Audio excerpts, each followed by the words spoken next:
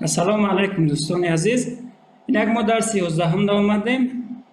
در این درس اپراتورهای دوری وایل و دو وایل نشان میتیم.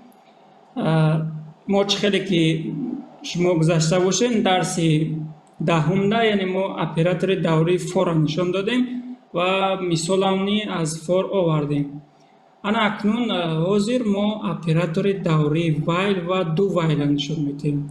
اپراتور دوری وایل و دو وایل مثل اپراتور فور کار میکنن. یعنی من بسیار در این اپراتور معلومات با شما نمیتیم، چون که این خودش مثل همون فوری که کار کرد همین خیلی کار میکنه، فقط که سینتکسی نوشتنش دیگه خیلی. اپراتور دوری وایل استفاده میبرند، اما اپراتور دوری دو وایل کم استفاده میبرند. خب بسیار جاده، یعنی فور از زیاد استفاده میبرند، اما وایل هم در پرکتیکا در تجربه آموزی در یک سایت ریال یعنی استفادهش میبرند تا زمانی حاضر. خب اپراتور دوری وایل در همه زبان برنامه‌سازی قریب که هسته، سینتکسی کارش مثل سینتکسی اپراتور دوری فور. مثل پیشتر ما یک ایندکس داریم و اوپن سرور مون ضبط دادیم و سایت مون یعنی داخل شده ایم و در پاپکای سایت مون یک تا ایندکس داریم. اکنون ما در نوتپد پلاس پلاس کار میکنیم. این چیزایی که میبینید چیزای علاوگی هستن و این میانه کد PHP ده ما اپراتور دوری وایل و دو وایل می نویسونیم و نشان میدیم که چه کار میکنیم. اپراتور دوری وایل ما می نویسونیم. وایل، بعد از وایل قوسای کروگلیوی میکنیم و قوسای فیگوراوی. در قوسای کروگلی ما چی می نویسونیم؟ مثل پیشتر خیلی که ما در فور یعنی در قوسای کروگلیش سه عملیات انجام میدادیم و در سیکل وایل باشد یک عملیات انجام میدیم، فقط عملیات مقایسوی را. مثلا چی؟ مثلا بیاین تغییربنده آی میسازیم.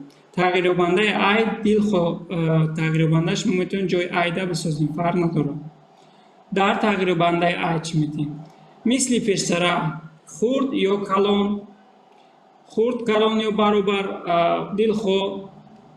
اصلاحی ها را یعنی در این تغییربنده در این داخل قوس کروگلی میمونیم. خب من میگم خورد یا برابر، اگر آی ما خورد یا برابری 10 باشد یعنی اصلاحی را موندیم، نه که آی در اینجا نیست. ما آیا مثل سیکل فور بوری من این خیلی نوشته نمیتونیم، چون که در اینجا فقط در قوسای کروگلیش یعنی طبق قاعدوی باید شرط بیایم. برای همین ما تغییربنده را بیرون از سیکل مون می نویسونیم. بیرون از سیکل تغییربنده آی نویسونیم و درون قوس ده یعنی مقایسهش میکنیم. زمانی مقایسهش کردیم ما در داخل قوس‌های فیگوراوی میتونیم که یکم عملیات انجام بدیم. مثلا من عملیات انجام میدم اچو. در اچو چی میمونیم؟ بیاین تغییربنده آی هم میمونیم. تغییربنده آی ما حاضر سیکلی بیس کنیچ نمیشه، یعنی که سیکلی میشه که براوزر کار کردن میگیره، حساب کردن میگیره، یعنی بس نمیکنه حسابه. برای همین قدر براوزر ما میچسبه، برای همین من این چیز سرد نمیتیم. این خیلی سیکلی بیس کنیش میشه. برای که اصلاحی ما درست شود یک بار میسته ما سیکلی بیس کنیش شما خوب فهمونم. نگاه کنید چه خیلی سیکلی بیس کنیش میشه. یعنی وقتی کد از بالا خونده میبیاید، از بالا خونده میاد سیکل میبینه آی میگه که خورد از 10 بله آی 0 یعنی که خورد است، میآید یک بار انجامش میده. دویم بارم یا باز با آی ما چنده با 0 با میگه از 10 خورده، میگه بله خورده. همین خیلی آمدن میگیره دیگر براوزر عقلی استادن نداره، برای که کایی که میآید آی یعنی که خورده میآید آی خورده میآید آی خورده یعنی انجام دادن میگیره انجام دادن میگیره عملیاتی همین درونه هم خیلی انجام میده که تا زمانی که براوزر میچسبه کامپیوتر الکی شاخ میشه شاخ میشه برای هم باید ما اسلوب همونیم که از کجا تا کجا را حساب کنیم برای همین ما در فور گذاشتیم یعنی آی پلوس پلوس میکردیم در این یعنی آی باید ما پلوس پلوس کنیم هر دو در آمدن در یک تا زیادش کنیم برای همین ما در داخل سیکل آی پلوس پلوس میکنیم یعنی در بیرون سیکل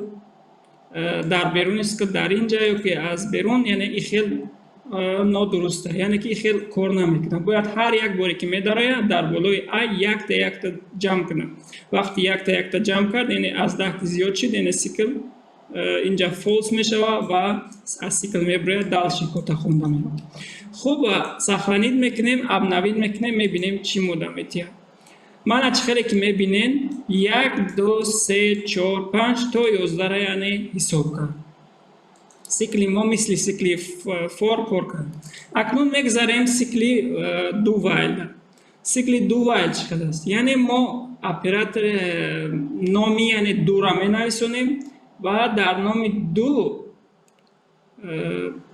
نام دو یعنی که ما عملیات ما انجام میتیم بیاین همین عملیاتی که در اینجا انجام دادیم همون رو میمونیم در داخل دو من عملیاتی که انجام دادیم عملیات میمونیم بیرون در ما یک تغییر بنده دیگر میسازیم مثلا تغییر بنده x میسازیم تغییر بنده x رو بیاین یک 20 میتیم انگامی که 20 دادیم تغییر بنده x در اینجا می‌نویسیم x هر یک بار بیاین x مینوس مینوس میکنیم یعنی ما بفهمیم که نه تنها پلوس پلوس وجود داره در سیکل حتی مینوس مینوس هم وجود داره یعنی ما از 20 یعنی ابرد حساب میکنیم ما برنامه‌مون هم میگیم که از 20 18 19 17 هم خیلی حساب کرده بیاین یعنی مینوس مینوس یک تا کم کنیم در این حالت باشد اینش هم x میمونیم آیا با آی کار نکرده سیموزید در دوال من وقتی که موندیم باید ما که شرط بگذاریم ما شرط نداریم موزیر شرط چخیل میکنیم یعنی که دو وایل یعنی معناش همیه که یعنی که دو وایل یعنی که باز سیکلا باید شرط باز میگذاریم ما گذاشتیم محکم میکنیم اکنون باشه در اینجا می نویسونیم چی می نویسونیم؟ نگاه کنیم شرط می نویسونیم شرط مثلا میگیم تغییر بنده x خورد یا برابری یا اینکه خورد از چی باشد خورد از 0 باشد در این حالت از 20 تا 0 حساب میکنه یعنی که در حقیقت باشین کلون میگیم یعنی که x ما کلون از 0 باشد بعدا سیکلا یعنی سر میتیم سختانید میکنیم سر میتیم فقط یک بیر مونید که این خیلی نفهمه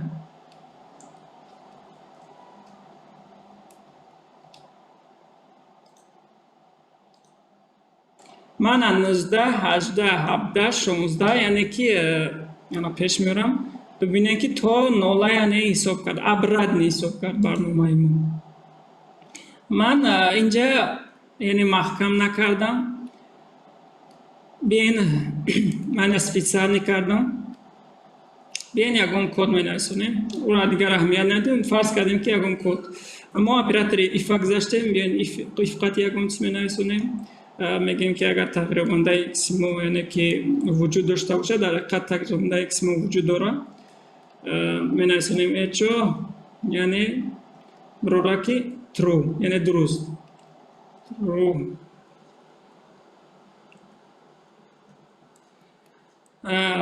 else می نویسونیم else یعنی اگر همی تغییر بنده x ما وجود نداشته باشه میگیم x false یا اینکه بیاین اخل میکنیم x false اینجا میگیم x true یعنی اسلوب ایمون میگه اگر x وجود داشته باشه یعنی که درست x وجود نداشته باشه false خب سخرانید میکنیم پراورکا میکنیم این از سیکل ما بیرون است Mana nigah kined chi megam. Error, syntaxis error. چون میگه یعنی که من نشون دوست اینجا که یعنی که چیزی محکم نشده یعنی صفحه 18 صفحه 18 من میبینیم من سپیشال نیکورا کرده که شما بفهمید که صد خطاگیرم در زبان پیچی باید شما بآموزید. من اون کدی که از پایان وایل نوشتم میگیریمش شخصیت میکنیم دوباره سر میتیم من از خیلی که میبینیم کدی ما کار کرد چی به این خیلی شید. یعنی اگر در آخر کد نباشه یعنی این کاویچکای محکم کردگی ما در کار نیست. وقتی که من آخر بعد از سیکلی که انجام می شود یعنی یکم کد دیگر انجام نداشته باشه من خیلی خالی باشه سیکلی مادر یعنی نخونک در کار نیست. اما وقتی که یکم کد دیگر از دوامش نویسگی باشه باید ما نخونک مونیم. وقتی که نخونک میمونیم سینتاکسیس ارور ما یعنی که من ببینید یکم خطاگی نمیتیم. این چیزام یعنی در یادتون خوب بگیرین. خب این درس منم 11 مینوت گذشت. دیگر از سیکلی وایل یعنی چقدر بعد نمیریم. همین قدر فهموندن کفایه و دوامش در پرکتیس که کورسمون انشاءالله که ما شما نشون میدیم. تا درس دیگر در پناه خدا خیر. سلامت باشید.